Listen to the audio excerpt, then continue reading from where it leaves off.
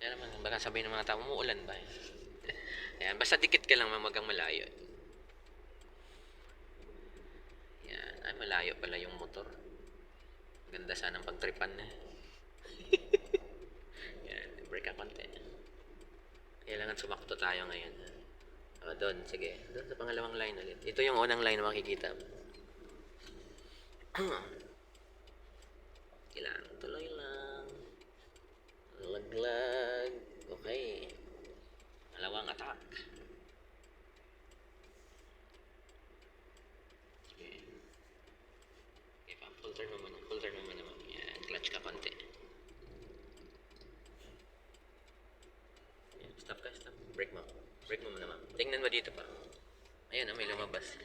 Dito mo na, yung parehas kayo kanina ng isa kong estudyante. Sabi pa sa akin, kuya, wala pa dito eh. Sabi ko, pag atras na yun, ma'am, sabi niya, ay, oo nga, no? Reverse. Pag atras mo ngayon, saka mo siya hintayin, lumabas niyan.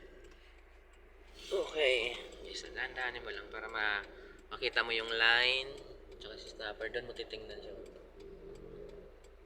Baka magtampo yung kaliwa mo. Sige lang. Mahaba pa yung stopper dito.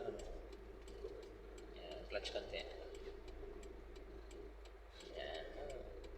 Tingin lang si clutch konti na lang. Yung, bawi mo, dalawa. Okay, tama na. Mahawa ka. Sakto lang yan. Maganda yung control mo sa clutch eh. Hindi siya nagbabounce. Sige pa. Gasolina mo konti pag nahihirapan. Kasi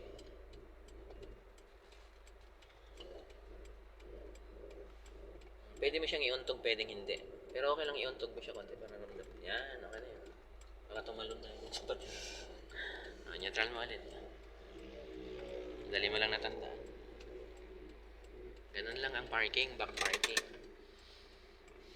Pag pinag-park ka dun sa LTO, basta dahan-dahan. Ayaw lang ng LTO, ma'am, na parang nagmamadali ka.